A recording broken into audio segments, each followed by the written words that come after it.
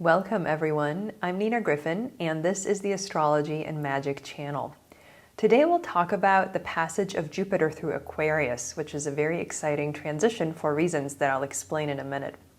First, I wanted to say thank you to all of my patrons. I really appreciate your support and enthusiasm and excitement about the astrological videos and creations that I've been making. If you would like to become a patron and get early access, as well as access to exclusive videos that are never made public, please go to patreon.com/Nina Griffin. Also, I suggest that you subscribe to my channel because that way you're going to get notified of new videos that I publish. Now let's get started with Jupiter in Aquarius. So this is actually part 3 of a larger series. There are 3 major astrological cycles that start in December 2020. Jupiter and Saturn are the main focus now, and they are the slowest of all the visible planets, which means that they have the most impact on the world.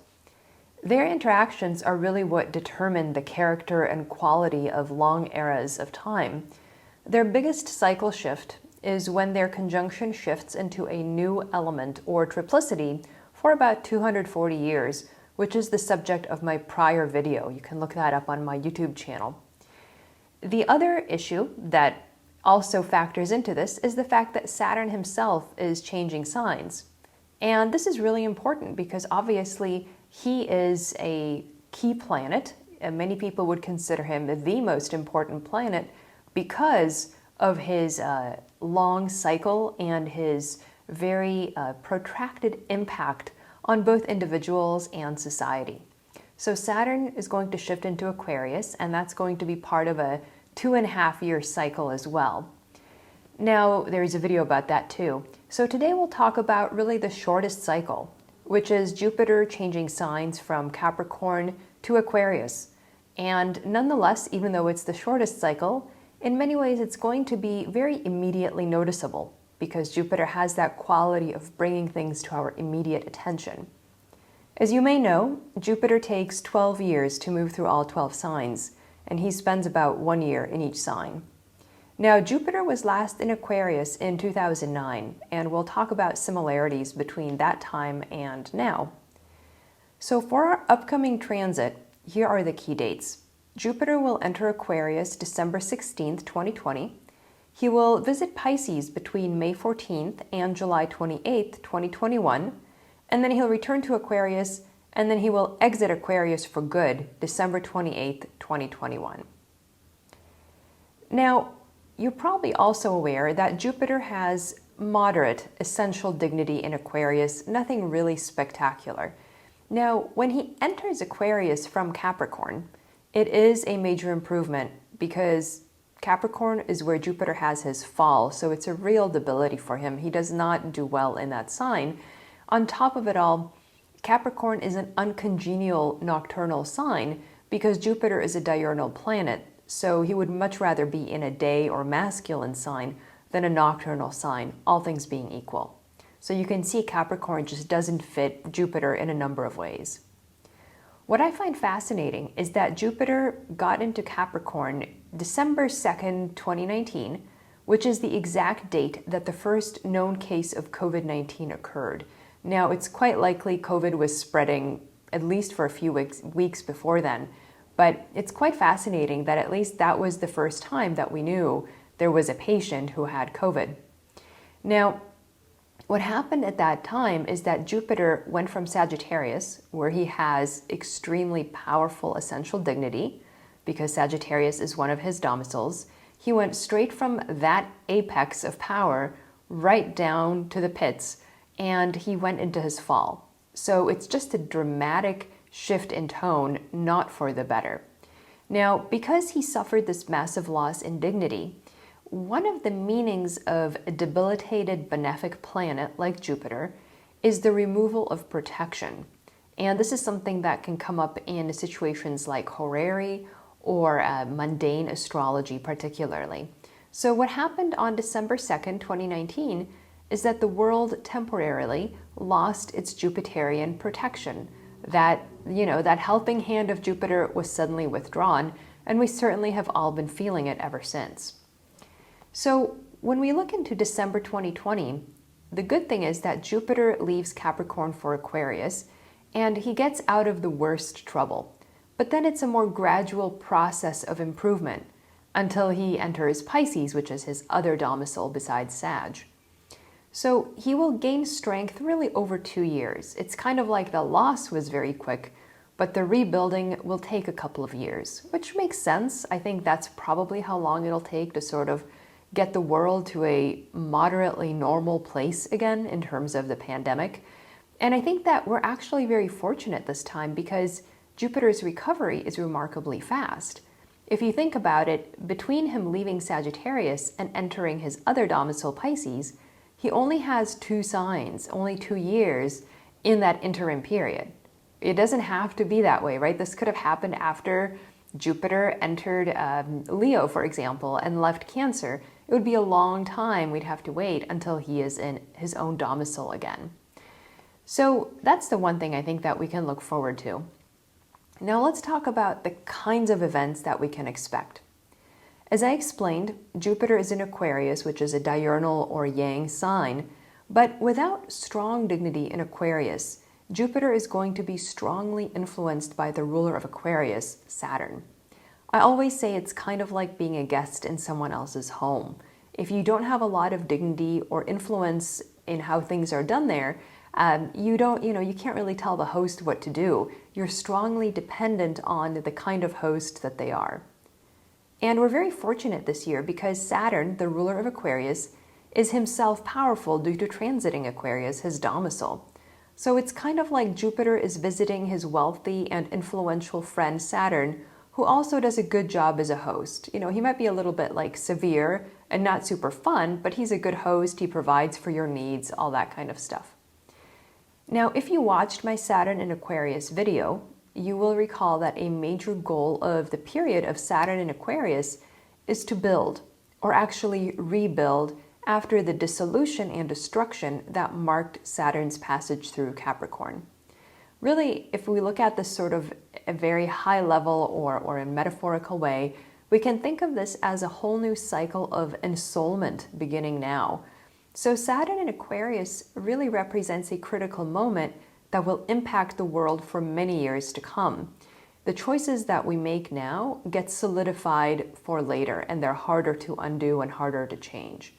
So because Jupiter will be transiting Aquarius at the same time as Saturn is in Aquarius as well, he can really help Saturn with that goal of rebuilding on a grand scale, and to do it generously and to do it from a good place in terms of kindness and concern for others.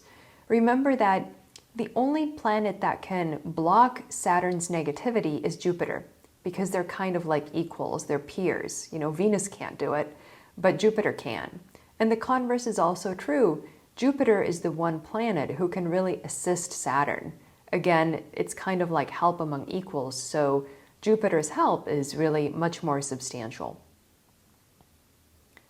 Now, as I discussed in the Saturn in Aquarius video, Aquarius as an air sign is one of the so-called humane signs, which has a special connection to the world of humans.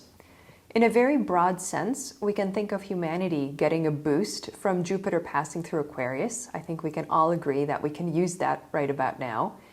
And I think that 2021, because of Jupiter's passage through Aquarius, will be a year of a surprising amount of hope and improvement. I'm recording this while Jupiter is at the tail end of Capricorn, and it can be a little hard to imagine hope and optimism right now. But I am here to tell you that things get significantly more hopeful and positive in 2021. What I've noticed in the past is that nations will often discover, or perhaps rediscover, the importance of population levels of well-being while Jupiter passes through Aquarius. It's quite fascinating. On a collective and personal level, Jupiter in Aquarius will bring the opportunity to help other people rebuild their lives. There is that word rebuild again, which seems to be very connected to Aquarius. And this not only pays off for the people, but it also pays off for the people who are giving the money or who are providing the funds. So really now is a great time to look at the big picture and help other people out. I've also noticed that this is a very powerful transit for scientific advances, which is again great news given everything that's going on. And then also don't forget that Jupiter also rules money and capital. So I would expect there to be some innovations in the financial sphere. And so it could be fun to take advantage of that now and get in on the ground floor. Obviously not in a big way, but something, just to say you were like among the first. So most recently, Jupiter was in Aquarius in 2009, which was a very difficult year around the world. In the United States, the US government passed a massive stimulus. It was about $800 billion at the time. It was called the American Recovery and Reinvestment Act to help cope with the fallout of the financial crisis in February 2009. Now, what really this achieved, this massive stimulus, is that it really set up the country for major economic growth in the 2010 to 2020 decade. And it's really fascinating to see what can happen when a country doesn't take advantage of Jupiter in Aquarius. The EU, at the same time, same year, instead of creating a stimulus and handing out money for rebuilding and just kind of getting the economy going again, they decided to embrace austerity and they cut budgets everywhere and they said, if we cut, it's going to help stimulate the economy. It's pretty much disproved as an economic idea, but there are always people who find that very appealing. And so they cut budgets across the EU very deeply. And obviously for probably the following 5-6 years, really until well into the mid-2010s, I would say, there was significant economic stagnation across the EU. There were a few countries that did okay, who were wealthy to begin with, but it was a real struggle everywhere. And so that, I would say, was the Jupiter and Aquarius investment in humanity opportunity that was missed. So it's not so much that Jupiter and Aquarius forces you to be generous. It's more that it opens up that door. And because Aquarius is a Saturn sign, it's a good investment, right? People fail to see this isn't just handing money out and you'll never see it again. This is something that pays off massively in the years to come.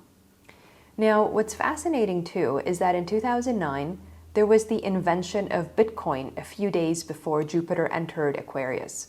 Now, I'm confident that we'll see innovations in the field of money and capital this year as well. It's hard for me to imagine what that will be, but I highly recommend you keep an eye on the news, and I think this can be a fascinating opportunity and a fascinating time. The other thing that happened in 2009 scientifically is that a single molecule method for sequencing human DNA was invented.